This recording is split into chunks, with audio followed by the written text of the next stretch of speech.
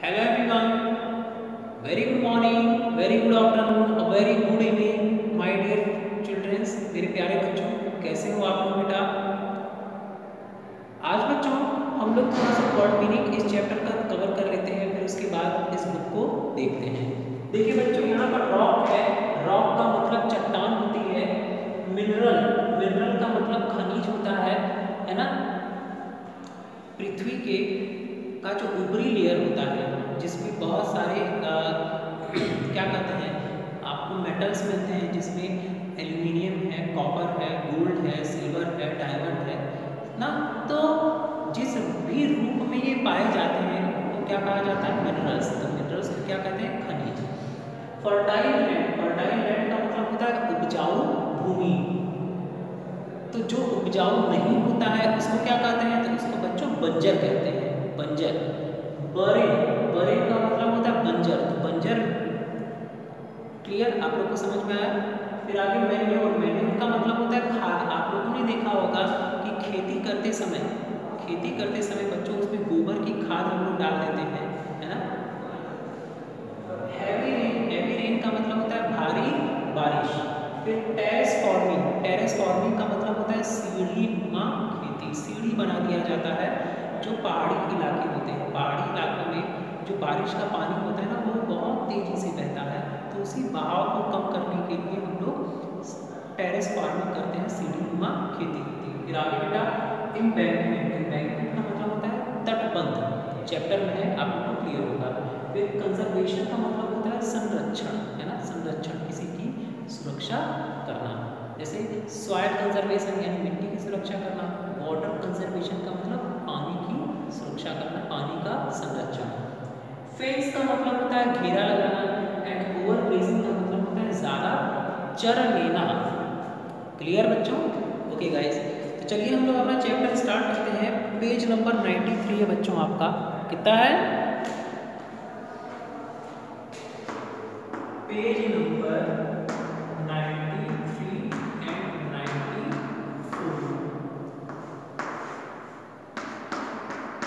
ये देखिए page number 93 और 94। चलिए ओपन करिए। सॉइल कंजर्वेशन, ये आपका टॉपिक है, इसको आगे कवर करते हैं। Soil conservation, protecting the soil from being blown और washed away is called soil conservation.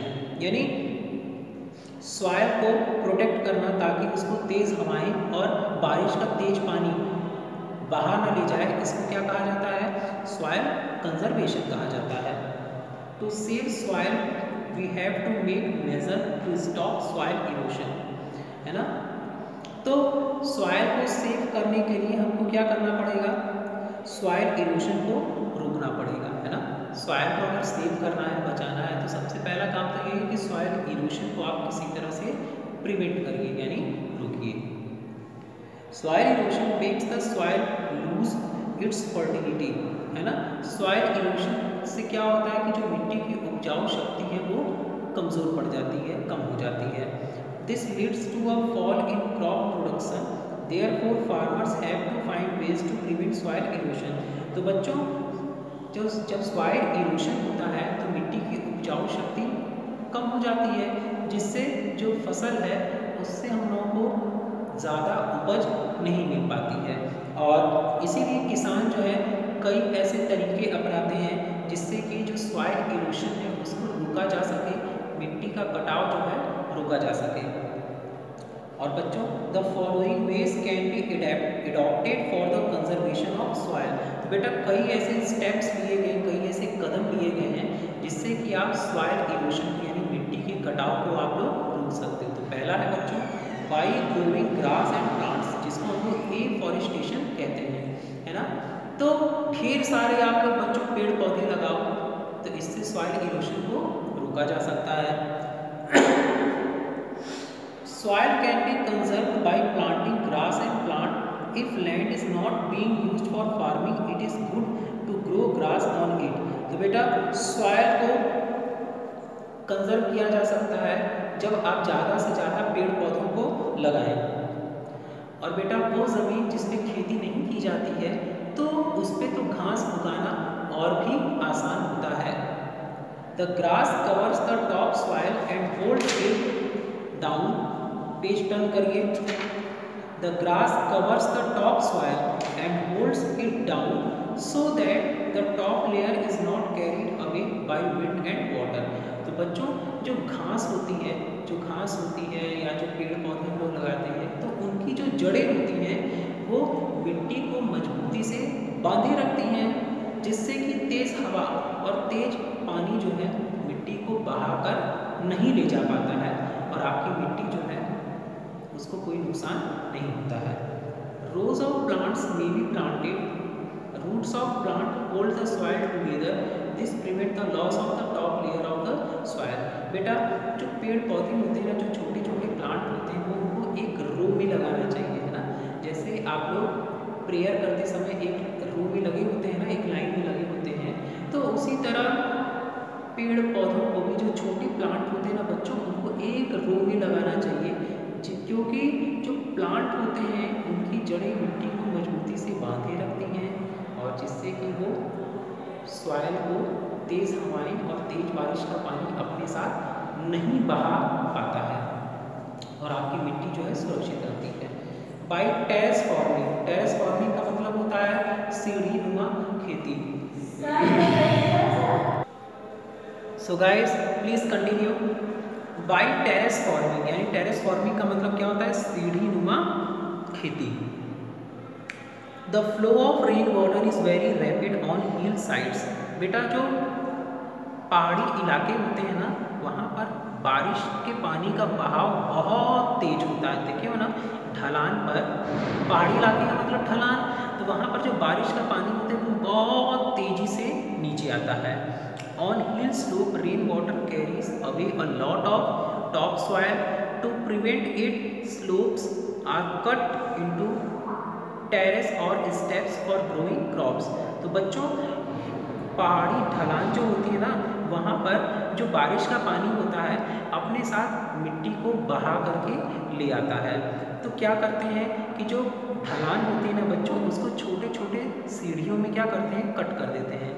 नहीं समझे? इसको मैं इरेज करता हूँ और फिर आपको क्लियर मैं बताता हूँ।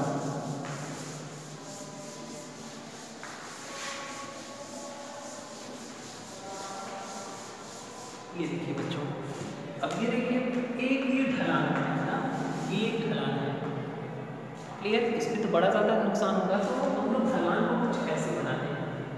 ये आया, फिर ऐसे बना दिए, फिर ये आया, फिर ऐसे बना दिए, फिर ये आया, फिर ऐसे बना दिए। ये तो बेटा एक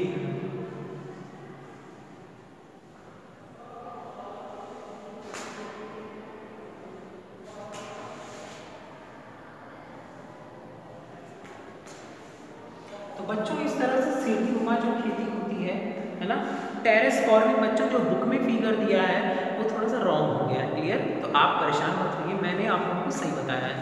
ये एक ढलान है, तो यहाँ से तो बारिश का पानी एक साथ मिट्टी को पूरा बहा ले जाएगा, लेकिन जब टेरेस फार्मिंग आप करोगे, यहाँ से मान लो बारिश का तेज पानी आया, क्लियर? बारिश का तेज पानी आया, लेकिन इस जगह पर क्या करेगा, मिट्टी को थोड़ा सा रोक देगा और पानी की जो स्पीड है वो कम हो जाएगी।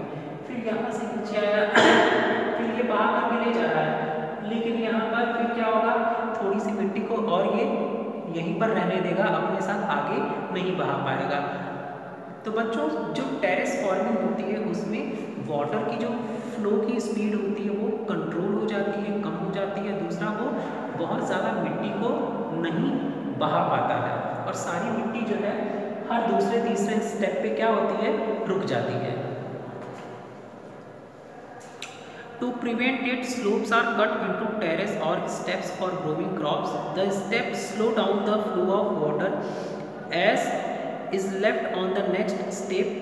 Thus, soil is never completely lost. Farming on such slope is called terrace farming. तो बच्चों इसमें क्या होता है कि जो हर कदम पर यानी हर सीढ़ी पर क्या होता है कि वाटर की स्पीड, वाटर का जो फ्लो है वो कम हो जाता है और जो मिट्टी होती है बेटा हर अगले स्टेप पर जा कर के रुक जाती है, क्लियर?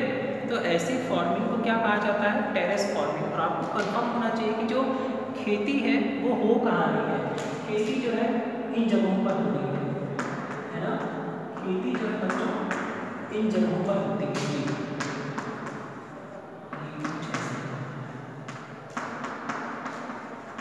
क्लियर? आई बात समझ में बच्चों? चलिए, ये जो स्टेप्स बने हुए हैं इन पर खेती होती है, इन पर खेती होती है।